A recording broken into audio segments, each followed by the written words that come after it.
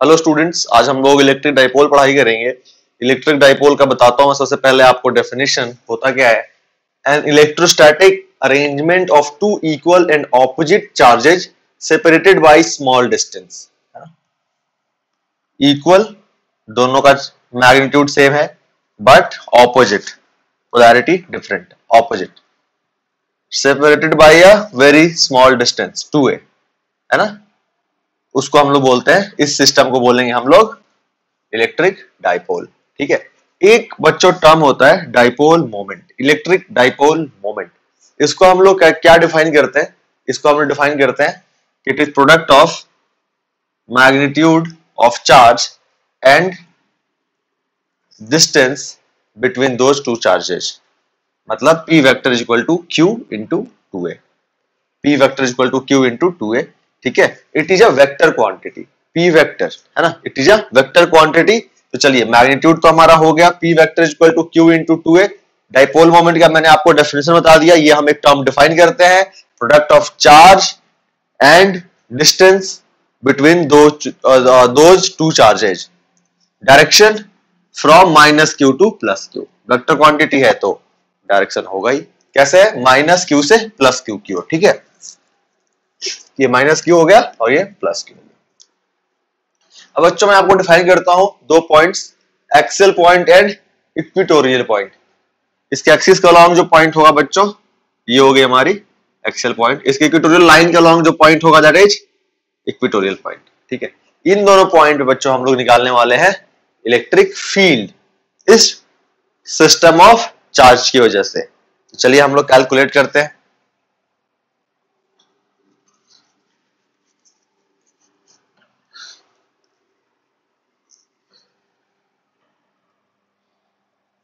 सबसे पहले आप एक सिंपल सा प्रॉब्लम कर लो इलेक्ट्रिक डाइपोल मोमेंट पे। ऐसे मान लो दो चार्जेज हैं, 3 micro coulomb minus 3 micro coulomb. ठीक है। और इनको सेपरेट किया गया है 2 सेंटीमीटर के डिस्टेंस पे। तो हमारा कितना हो गया डाइपोल मोमेंट बच्चों? 3 into 10 to the power -6 into 2 into 10 to the power -2। कितना हो गया? 6 into 10 to the power -8 coulomb metre. ठीक है। 6 into 10 to the power -8 coulomb metre. Q into 2a। Q हमारी Q यूनिट होती है इस कूलम और डिस्टेंस की मीटर, तो कूलम मीटर। ठीक है। ये हमारा P वेक्टर का यहाँ पे वैल्यू हो गया। डायरेक्शन की बात करें बच्चों, ये वाली डायरेक्शन, है ना। चलिए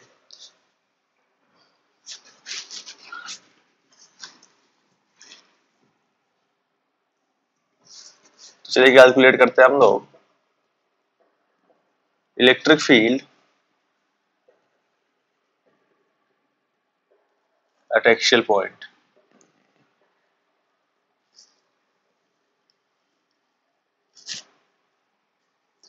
ये हो गया हमारा प्लस क्यू और ये हो गया हमारा माइनस क्यू। ये यहां से यहां तक A और ये यहां से यहां तक A। ठीक है। और D डिस्टेंस पे, है ना, हम लोग निकालेंगे इलेक्ट्रिक फील्ड की वैल्यू, नेट इलेक्ट्रिक फील्ड। ठीक है। देखो तो माइनस क्यू क्या करेगा? अपने की तरफ इधर लगाएगा इलेक्ट्रिक फील्ड और ये इधर की ओर लगाएगा, है ना। ये कौन लगाएगा? Plus Q. E minus Q निकालो, क्या होता है? K Q by R square. Q क्या है? डायरेक्शन लिख दिया तो माइनस साइन लिखने की जरूरत है नहीं। कितना हो गया बताओ? यहां से क्यू से लेके यहां तक की डिस्टेंस, यहां से यहां तक डी है ना, और यहां से यहां तक ए है, तो यहां से यहां तक की जो डिस्टेंस होगी कितनी होगी बताओ? डी माइनस ए, है ना, डी माइनस ए का whole square. E plus Q बताओ? K Q D plus A का होल स्क्वायर। ऑलराइट। नेट कितनी हो जाएगी बताओ? ये वाला ज्यादा होगा ना इससे, क्यों? क्योंकि इसकी डिस्टेंस कम है, इसकी डिस्टेंस ज्यादा है। देखो यहां से यहां तक कितना हो गया हमारा डिस्टेंस, डी प्लस ए हो गया ना, तो ज्यादा हो गया ना डी प्लस ए। चलिए तो हमारा ई नेट जो हो गया,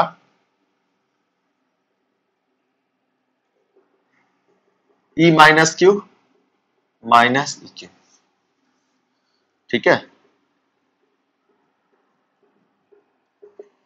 वैल्यूज पुट करिए, K Q by D minus A का whole square minus K Q by D plus A का होल स्क्वायर।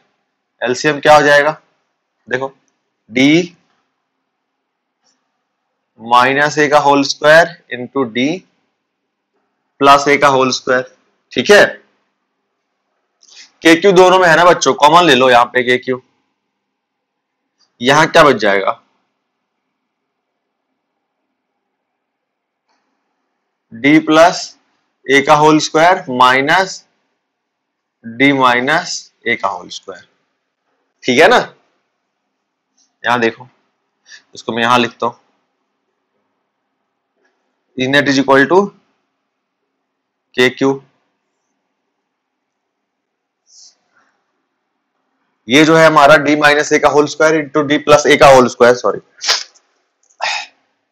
कितना हो जाएगा, दोनों का स्क्वायर तुम ऐसा लिख सकते हो इसको, क्योंकि दोनों का स्क्वायर है तो ऐसा लिख सकते हैं ना अपन, डी माइनस ए इंटू डी प्लस ए, ठीक है, का होल स्क्वायर, ठीक है। यहां देखो डी प्लस ए का whole square minus D minus A का होल स्क्वायर कितना हो गया, ये ए प्लस बी का whole square minus A minus B का होल स्क्वायर कितना होता है बताओ बच्चों, ये होता है हमारा 4ab, होता है ना 4ab, यहां पे क्या हो जाएगा 4ad, ठीक है। और ये क्या हो गया, a minus B into A plus B, A square minus B square, लिख लो इसको, तो कितना हो गया बताओ, 2k क्यू इंटू 2a है ना इंटू डी अपॉन कितना होगा बताओ,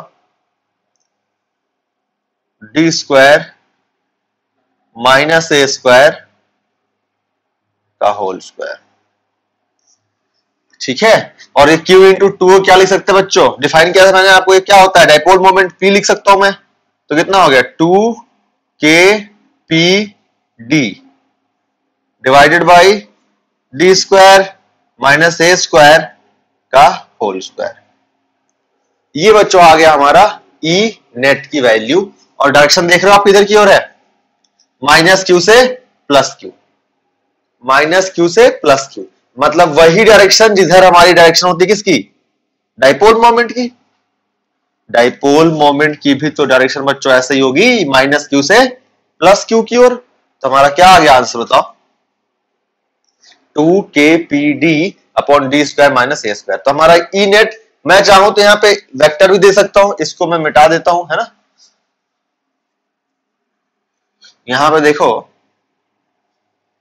अगर मैं वेक्टर के साथ लिखूं इसको तो क्या लिख सकता हूं, ई वेक्टर यानी या फिर E net 2k p vector d by D square minus A square का होल स्क्वायर, क्योंकि जो डायरेक्शन p वेक्टर की है वही तो यहाँ पे इलेक्ट्रिक फील्ड की भी आई है ना, तो लिख सकते हैं। अच्छा, ये हो गया हमारा एक फॉर्मूला, जनरल फॉर्मूला। लेकिन अगर आपको ऐसा दिया हुआ हो, if d is very very large compare to A, अगर आपको ऐसा दिया हुआ, क्योंकि मैंने आपको ऑलरेडी बताया है ना कि हमारा जो डाइपोल के बीच का जो सेपरेशन होता है दैट इज वेरी स्मॉल, है ना, usually that is very small. तो हमारा 2a स्मॉल और a तो और स्मॉल हो गया ना, यानी दोनों बीच का डिस्टेंस काफी कम होता है, जनरली आपको ज्यादा यही यूज आता है, ये वाला जो है इसका काफी यूज है ना, इससे ज्यादा इसी का यूज होता है हमारा।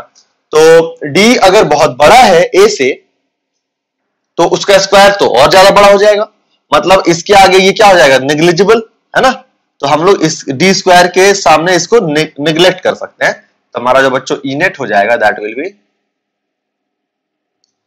2k p वेक्टर, यहां क्या हो जाएगा, तो 0 हो गया, तो d का पावर 4 और d से हमारा कितना बच गया, ये 3, तो हमारा ई नेट आ गया बच्चों 2k p vector upon dq along the dipole moment, है ना, ये मैग्नीट्यूड 2kp अपॉन dq। तो हमने बच्चों इलेक्ट्रिक फील्ड जो है एक्सियल पॉइंट पे कैलकुलेट कर लिया, है ना। चलिए अब इक्वेटोरियल पॉइंट पे करते हैं।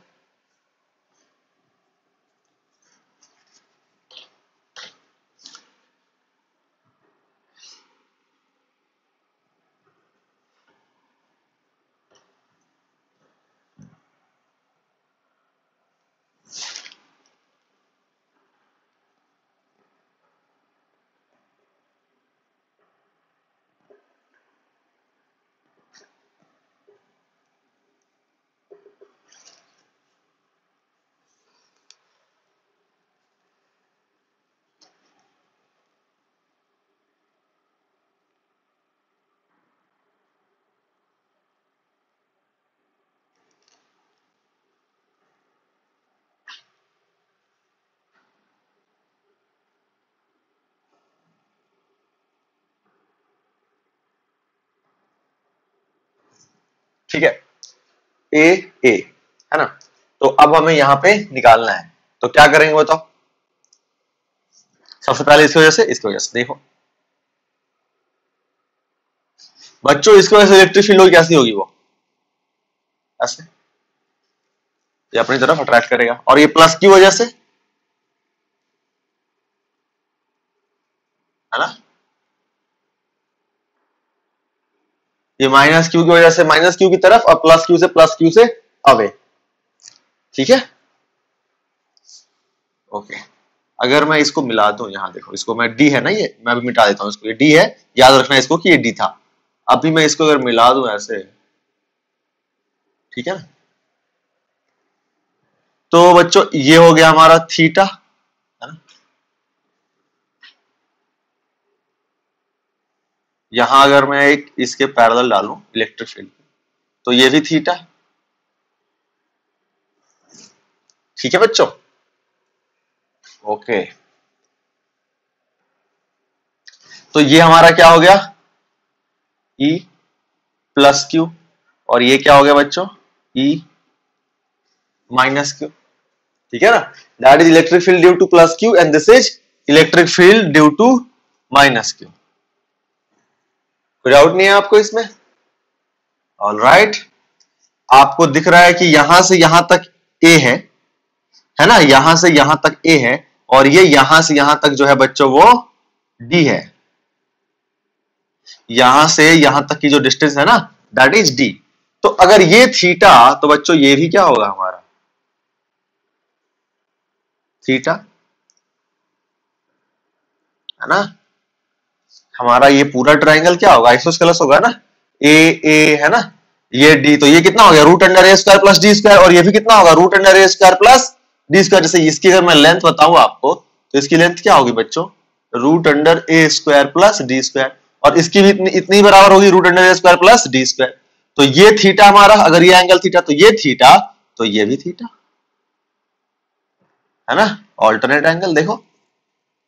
ठीक है, चलिए, तो अब सबसे पहले आप E प्लस क्यू निकालो। तो E प्लस क्यू कितना हो जाएगा बच्चों, E प्लस क्यू हो जाएगा हमारा के क्यू बाई आर स्क्वायर, और आर कितना है root under A square plus D square, तो उसका स्क्वायर कर देंगे। ठीक है, E माइनस क्यू के Q by A square plus D square. देखो अब हमारा जो E माइनस है वो इस तरीके से है, E प्लस है वो इस तरीके से है। तो देखो अगर हमारा ये E माइनस क्यू है ना, तो देखो मैग्नीट्यूड दोनों का बराबर है, तो इन दोनों, अगर मैं इसको E लिखता हूं तो ये भी हमारा E हो जाएगा, तो ये दोनों हमारे E के बराबर। ये अगर E है, इसका मैग्नीट्यूड मैंने E लिया, तो ये कितना हो जाएगा E cos थीटा, और इसका भी ये वाला कंपोनेंट E cos थीटा, इसका ये वाला कंपोनेंट कितना हो गया E sin थीटा, और इसका ये वाला कंपोनेंट ऊपर में E साइन थीटा क्या हो गया, कैंसिल आउट हो गया, मतलब ई साइन थीटा दोनों कैंसिल आउट हो गया। और बच्चों जो हमारा ई नेट आया that is 2e cos theta, 2e cos theta, ये आ गया हमारा E net, e cos theta plus e cos theta, 2e cos theta. तो हम इसकी वैल्यू पुट कर देते हैं, E net is equal to 2e cos theta, 2 into E, E कितना है हमारा k Q by A square plus D square, ये हमारा 2e हो गया। और बच्चों cos थीटा क्या है, cos थीटा यहां निकाल लो, देखो ये थीटा है ना, तो cos थीटा क्या होता है b बाई एच, है ना, तो b कितना है हमारा a और h कितना है root under A square plus D square, तो वैल्यू पुट कर दो a root under A square plus D square, कितना हो गया, के बाहर लिखिए q इंटू 2 है ना, अपॉन ए स्क्वायर प्लस डी स्क्वायर का होल 3/2, कितना हो गया ये के पी, क्यू इंटू 2a को p लिख दिया मैंने, क्यू इंटू 2a, और ये हमारा कितना हो गया ए स्क्वायर प्लस डी स्क्वायर का होल 3/2।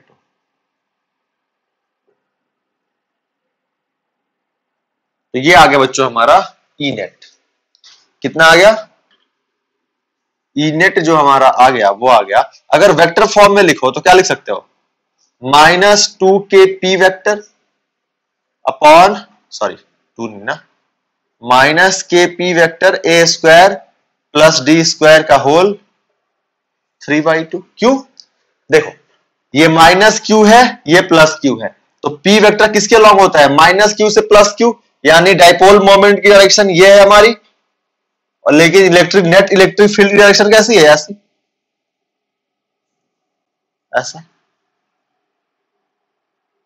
तो क्या हुआ देखो, जस्ट ऑपोजिट है ना, तो माइनस साइन लगा दिया, वेक्टर फॉर्म में हमारा ये हो गया। यहां भी हम वो कॉन्सेप्ट लगा सकते हैं कि if a is very very small compare to d, कर ले उसको भी, देखो if d is very very large compare to a, if d is very very large compared to a, in that case हमारा क्या हो जाएगा, ये a 0 हो जाएगा, तो e नेट कितना हो जाएगा हमारा माइनस के P vector upon D square का होल 3/2, तो 2 से 2 कैंसिल आउट हो जाएगा, है ना, क्या बच जाएगा डी क्यू, तो ई नेट आ गया हमारा माइनस के P vector upon D Q, जब हम इक्वेटोरियल पॉइंट पे निकाल रहे हो, और एक्सियल पॉइंट पे तो आपने बच्चों देख ही लिया है, ठीक है ना। चलिए, बहुत इंपॉर्टेंट है, फॉर्मूला याद रखिएगा, ये इससे ज्यादा इंपॉर्टेंट ये वाला है, क्योंकि ज्यादा जब आपको न्यूमेरिकल्स आते हैं ना बच्चों, इस पे ही आते हैं, ठीक है। एक्सियल पॉइंट पे हमने क्या सीखा, एक्सियल पॉइंट पे होता है हमारा 2k p vector upon D cube, और हमारा इक्वेटोरियल पॉइंट पे होता है माइनस के P vector upon D cube, ठीक है। बहुत आसान है, याद रखना आसान है ना, दोनों बल्कि एक रिलेशन भी है ना, ई इक्वेटोरियल है ना is equal to E axial upon 2, या फिर E axial is equal to 2 in minus 2 into E equatorial, ठीक है। अच्छा, अगर हम किसी एक जनरल आर थीटा वैल्यू की बात करें, अगर हम किसी जनरल आर थीटा वैल्यू की बात करें, तो हम लोग क्या कर सकते हैं, देखो जैसे मेरा कहने का मतलब ये है कि ऐसा मान लो आपका इलेक्ट्रिक डाइपोल ऐसा है, ठीक है, माइनस क्यू यहां हो गया और यहां हो गया हमारा प्लस क्यू, ठीक है ना, इस तरह की आपका इलेक्ट्रिक डाइपोल है, और ना ही एक इक्वेटोरियल पॉइंट और ना ही एक्सियल पॉइंट, मतलब मान लो आपका यहां पे कोई पॉइंट है, इस पॉइंट पे आपसे पूछा गया इलेक्ट्रिक फील्ड, ठीक है ना, और इंफॉर्मेशन क्या दिया हुआ है कि यहां से जो डिस्टेंस है वो दिया हुआ है आपको, है ना, कि डी दिया हुआ है ना, और थीटा दिया हुआ बच्चों, आर मतलब डी थीटा, या फिर आर ले लो, है ना, मैक्सिमम बुक्स में आर लिया हुआ रहता है, तो आर ले लो, ठीक है। इस पॉइंट पूछा आपसे, बताओ ई इलेक्ट्रिक फील्ड की वैल्यू क्या होगी, क्या करोगे आप, कैसे निकालोगे, बोलो। हम क्या कर सकते हैं इसमें बच्चों, हमारा ये जो डाइपोल मोमेंट है वो क्या है, एक वेक्टर क्वांटिटी है।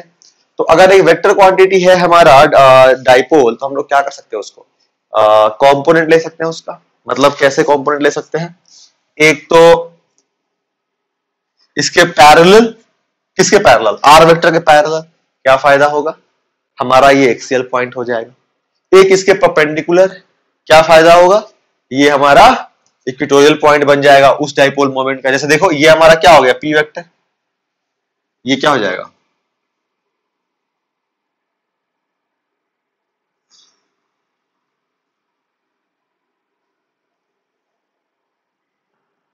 इसका कंपोनेंट इसके लॉन्ग कितना हो जाएगा, पी कॉस थीटा, और ये इसके एक्सियल पॉइंट पे आ गया। अब ये देख लो,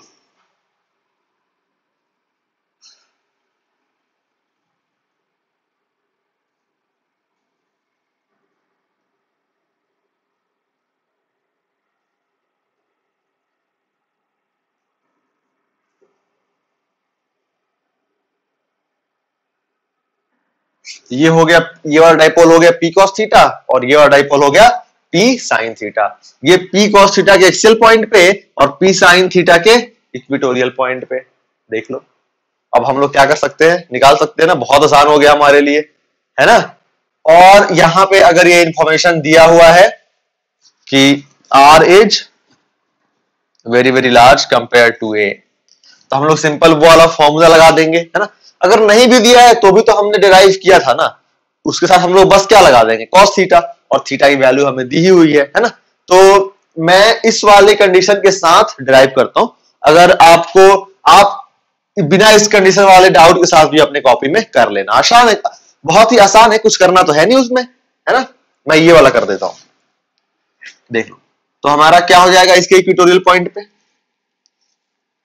सबसे पहले पी कॉस थीटा निकालो, एक्सियल पॉइंट वाला निकाल लो, है ना। तो due to electric field due to P cos theta कितना हो जाएगा, बताओ।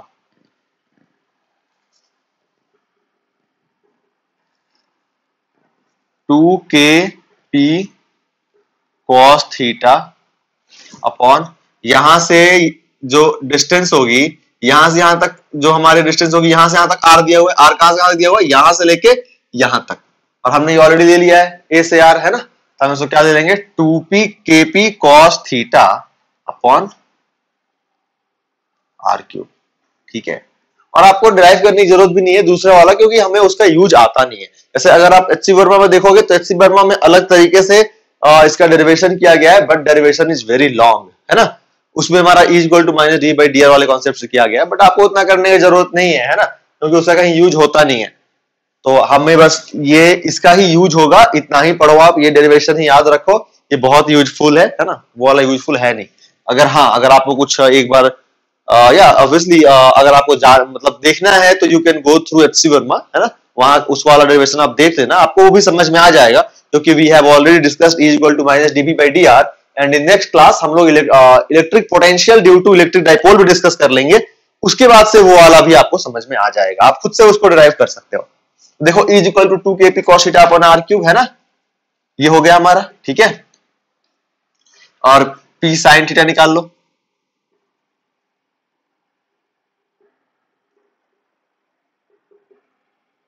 कितना हो जाएगा, 2 kp साइन थीटा ना, क्यों, क्योंकि इसके इक्वेटोरियल पॉइंट पे है, अपॉन आर क्यूब। डायरेक्शन की बात कर लें, देखो पी कॉस थीटा की वजह से कैसा होगा, प्लस क्यू माइनस क्यू, है ना। तो माइनस से प्लस की वजह से, माइनस से प्लस, यानी कैसा, ऐसा, ये हो जाएगा हमारा किसकी वजह से, पी कॉस थीटा की वजह से। और पी साइन थीटा की वजह से कैसे होता है, इसके ऑपोजिट माइनस साइन आता है ना यहाँ पे, अगर वेक्टर के फॉर्म में लिखूं तो माइनस साइन आएगा। तो अगर पी साइन थीटा ऐसे है तो हमारा इलेक्ट्रिक फील्ड ऐसे, है ना। ये हो गया हमारा electric field due to P sin theta. ठीक है, इसको मैं चलो लिख देता हूं E2 और इसको मैं लिख देता हूं E1। ठीक है, तो इसको ले लो E1 और इसको ले लो E2। ठीक है ना बच्चों, दोनों के बीच का एंगल कितना है 90 डिग्री। तो आप रिजल्टेंट निकाल सकते हो, E1 क्या E0 नेट क्या हो जाएगा बताओ, रूट अंडर E1 का स्क्वायर प्लस E2 का स्क्वायर, है ना। सॉल्व कर लीजिए इसको। देखो KP बाई R क्यूब तो दोनों में है, तो उसको बाहर ही ले लो। ठीक है, एक हो गया 2 cos थीटा और एक हो गया sin थीटा, तो स्क्वायर कर दो। 2 cos का स्क्वायर कितना होगा 4 cos स्क्वायर थीटा और इसका स्क्वायर कितना होगा प्लस sin स्क्वायर थीटा, है ना। तो हमारा ई नेट जो है बच्चों कितना आ गया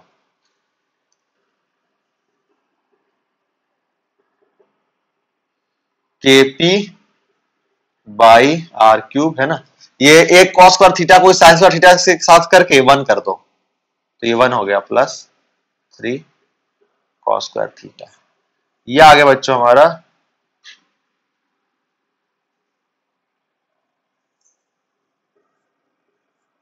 ई net KP by R cube upon root under 1 plus 3 square theta, 3 cos square theta, 3 cos square theta. Resultant कहां से पास करेगा बच्चों, रिजल्टेंट हमारा कुछ ऐसा पास करेगा इन दोनों के बीच में, है ना। कैसा भी, इधर भी हो सकता है इधर भी हो सकता है, डिपेंड करेगा ना कि हमारा साइन थीटा बड़ा है cos थीटा बड़ा है, उस पर डिपेंड करेगा। तो हमारा जैसे मान लो कि हमारा रिजल्टेंट इस तरीके से है, this is our resultant E net, है ना। तो ई नेट भी तो हमारा क्या होगा, एक वेक्टर क्वांटिटी ही तो होगा। मैग्नीट्यूड तो आपने निकाल लिया है, डायरेक्शन भी निकाल लो। डायरेक्शन के लिए लगा दो फॉर्मूला, जैसे वेक्टर का लगाया ना वैसा ही फिर से b sin थीटा लगा दो। डायरेक्शन क्या हो जाएगा tan alpha is equal to b sin theta, है ना।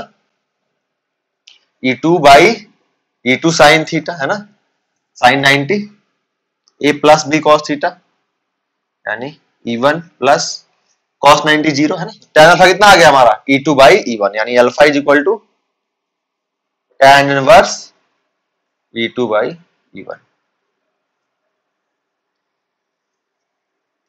अल्फा किसके साथ, ये वाला एंगल अल्फा है ना,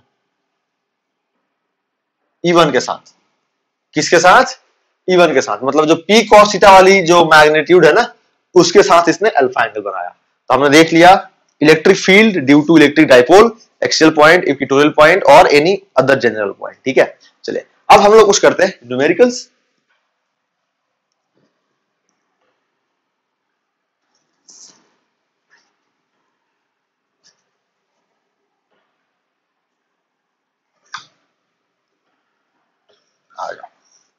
कुछ न्यूमेरिकल करते हैं हम लोग बच्चों। HC वर्मा सबसे पहले कुछ न्यूमेरिकल करते हैं।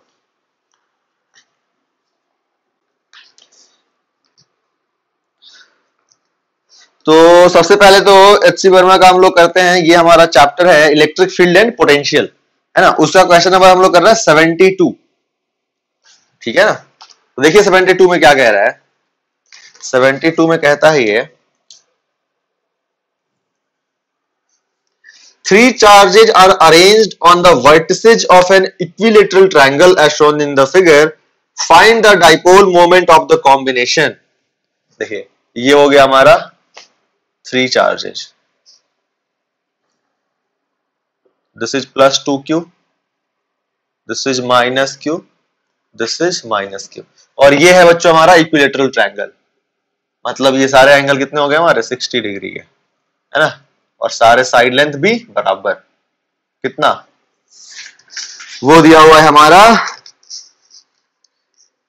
d दिया हुआ है, ये हमारा डिस्टेंस दिया हुआ है d। इस -2 को क्या कर, इस +2q कैसे कर दो, इस +2q को हम क्या कर सकते हैं +q बोलो, है ना। ये -q +q, इधर की ओर माइनस से प्लस, -q +q, है ना। देखो ये +q इसके साथ मिलके बना लेगा क्या एक डाइपोल, और ये +q इसके साथ मिलके बना लेगा एक डाइपोल। तो इसका इधर और इसका इधर, ये एंगल 60 डिग्री, तो ये एंगल भी 60 डिग्री है ना, ये डी तो ये भी डी, क्यों, क्योंकि इक्विलैटरल ट्रायंगल है। तो हमारा ये डायपोल मोमेंट की वैल्यू क्या हो गई, Q into two A, two A है डी, क्यू डी, ये कितना हो गया हमारा क्यू डी, है ना।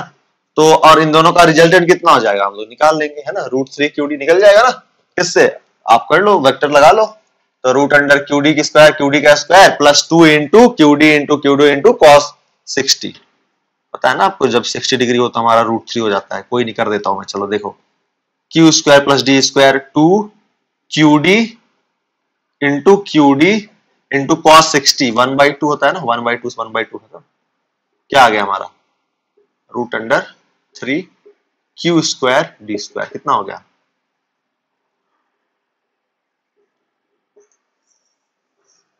Resultant root 3 Q D. चलिए आगे करते हैं हम लोग, नेक्स्ट क्वेश्चन।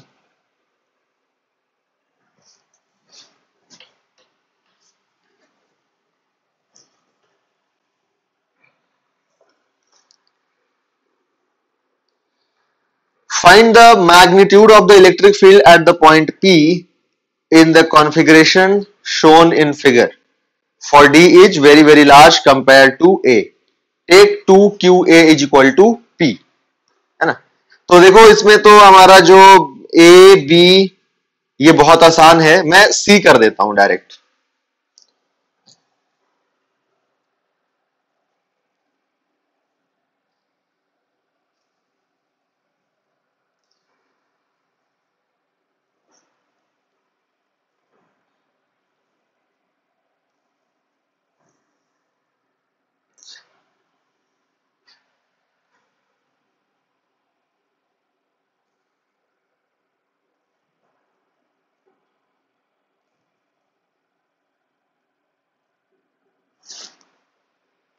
ये भी बहुत आसानी है,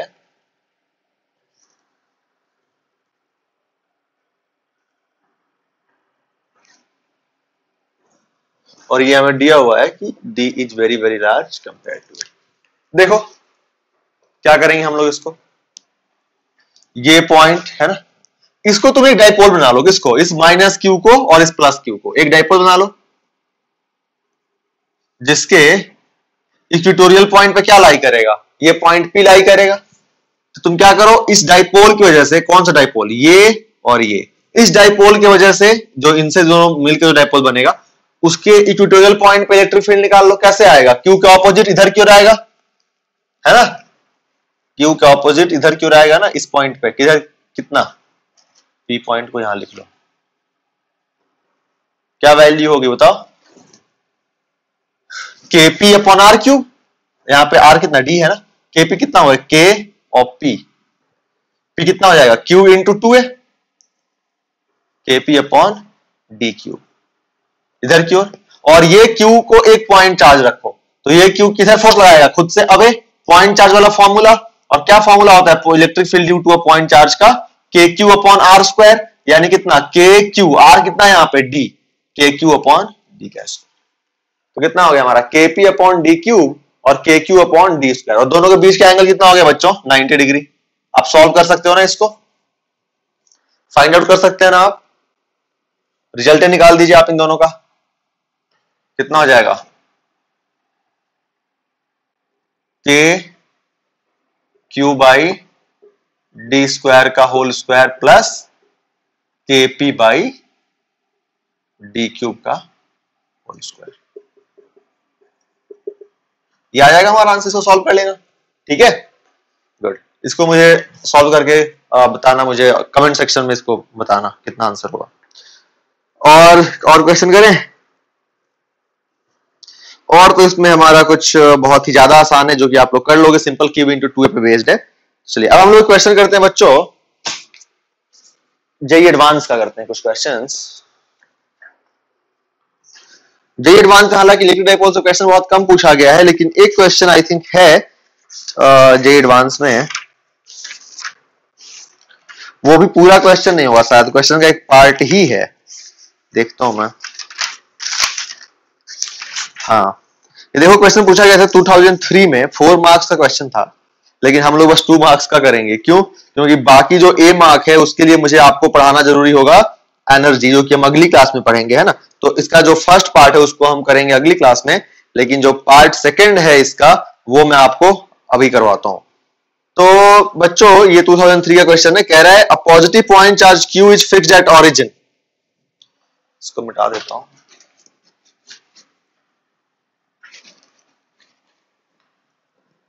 A positive point charge Q is fixed at origin. All right, यहाँ origin हो गया। A dipole with a dipole moment P is placed along the x-axis far away from the origin with P point with P मतलब dipole moment pointing along positive x-axis. All right, ये हमारा यहाँ पे origin पे Q charge हो गया, ये fixed है। और इससे बहुत दूर एक हमारा डाइपोल मोमेंट है P वेक्टर, जिसकी डायरेक्शन है हमारा पॉजिटिव एक्स एक्सिस की तरफ। ये कह रहा है क्वेश्चन में। अब पार्ट ए तो छोड़ दो, काइनेटिक एनर्जी पूछ रहा है। पार्ट बी करते हैं। The force experienced by the charge Q at this moment, है ना। अब ठीक है, अब इसमें क्या कह रहा है कि the kinetic energy of the dipole moment when it reaches a distance d। हमने क्या किया, जब इसको हम लोग d के पास लेके आए, मतलब इससे काफी पास, हम लोग d डिस्टेंस पे लेके आ गए, है ना। हम लोग d डिस्टेंस पे लेके आए, लेकिन अभी भी d जो हमारा वो a से बड़ा है, मतलब जो इस डाइपोल मोमेंट का वेरी शॉर्ट डाइपोल है ना, तो हमारा अभी भी बड़ा ही है इससे। d जो हमारा इसका डाइपोल मोमेंट के बीच इस जो सेपरेशन होगा चार्जेस के बीच का, उससे हमारा d बड़ा ही है। तो बोला कि ये कितना फोर्स एक्सपीरियंस करेगा, ये Q कितना फोर्स एक्सपीरियंस करेगा। अब हम लोगों ने क्या किया, इस डाइपोल मोमेंट को हम यहां लेके आ गए, तो छोटा सा होगा डाइपोल मोमेंट ऐसे, जिसकी डायरेक्शन हमारी ये होगी, है ना। तो ये इसमें कितना फोर्स लगाएगा बच्चों, देखो कितना आसान क्वेश्चन। फोर्स क्या होता है, Q वेक्टर, और Q क्या है हमारा Q, और E वेक्टर कितना हो गया बताओ, इसके एक्सियल पॉइंट पे होगा ना, तो 2K P vector upon R cube, यानी कितना DQ। आ गया आंसर। चाहो तो तुम वैल्यू पुट कर सकते हो K की, तो कितना हो जाएगा हमारा ये 1/2 पाई, 2 से K 4 पाई का 2 बच जाएगा, है ना। Q P वेक्टर DQ, ये आ गया हमारा फोर्स। देखा, हालांकि 2003 में पूछा था, उसके बाद शायद मिसलेनियस, मतलब डायरेक्टली बस डाइपोल के कॉन्सेप्ट में नहीं पूछा था। डाइपोल में तो क्वेश्चन पूछा गया है, लेकिन डायरेक्टली नहीं, उसमें कुछ और भी कॉन्सेप्ट मिक्स्ड है, जो हम पूरा चैप्टर को पढ़ने के बाद मिक्स्ड क्वेश्चन जब हम सॉल्व करेंगे तब कुछ और डाइपोल के हमें प्रॉब्लम्स मिलेंगे, उनको हम लोग अब सॉल्व करेंगे उस टाइम पे, ठीक है। देखो बहुत आसान प्रॉब्लम था, simple F equal to QV। तो बच्चों आज की क्लास में बस इतना ही, मिलते हैं हम लोग अगले लेक्चर में। अगले लेक्चर में हम लोग potential due to electric dipole पढ़ेंगे।